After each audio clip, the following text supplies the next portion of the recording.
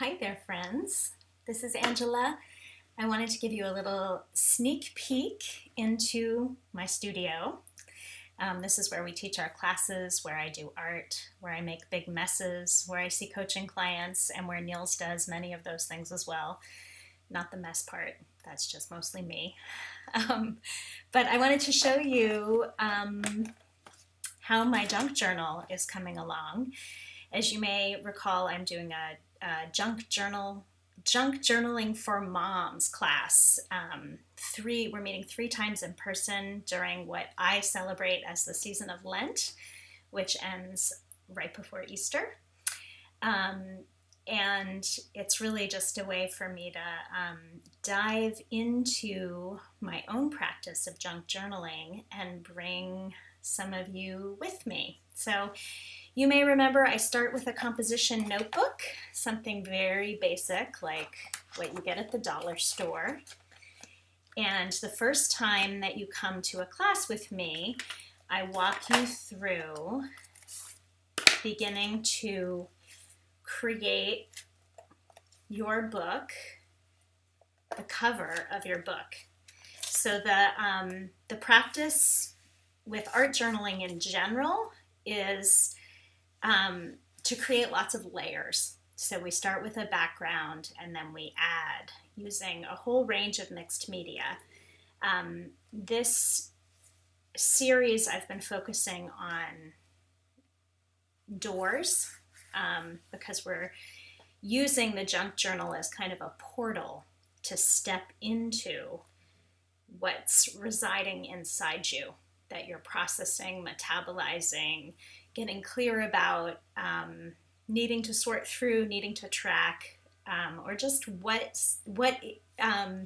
medicine your inner life needs to see. It's not a heady process, it's a feeling into it process.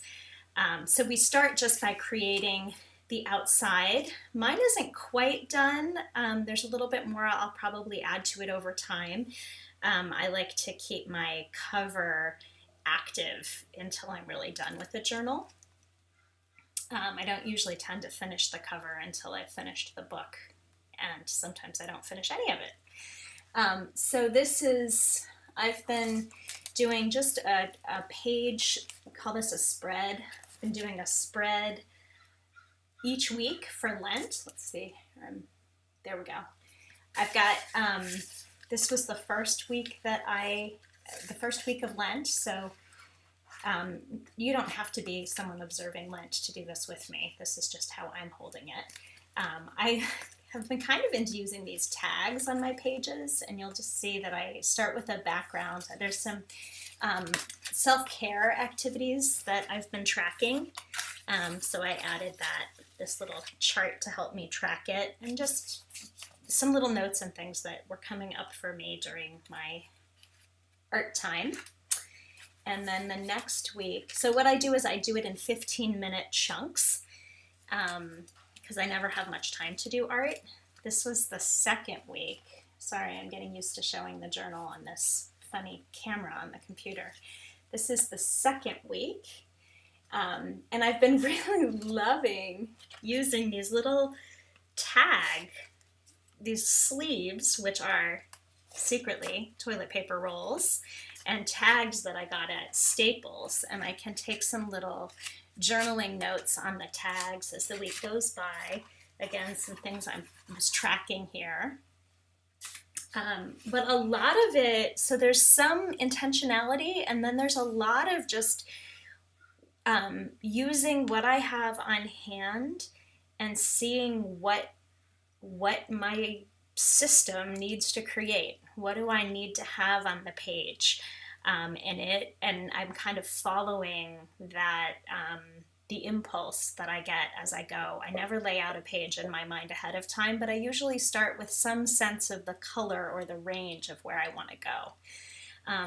So I've been doing a little journaling in the weeks in between, and so I just, do a paper clip to just kind of keep the writing pages separate. So that's as far as I've gotten so far, and I think I'll probably do another page today because it's the third Sunday leading into the third week of Lent. And if you come and do junk journaling with me, I'll show you how to do a spread.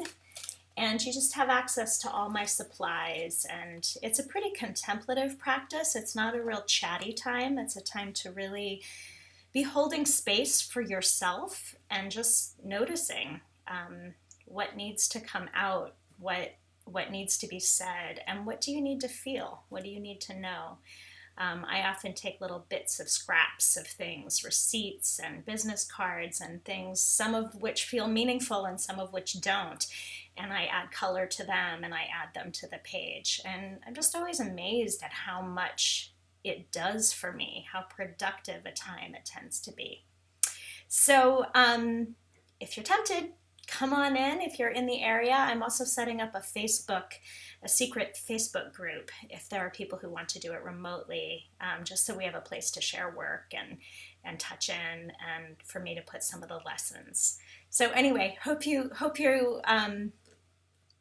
can come. Would love to have you. And if not this practice, I hope you have some kind of creative process that you are engaging in your life, because we need moms who are on creative fire in the world that we're in. Hope you're doing well. I look forward to seeing you. Bye-bye.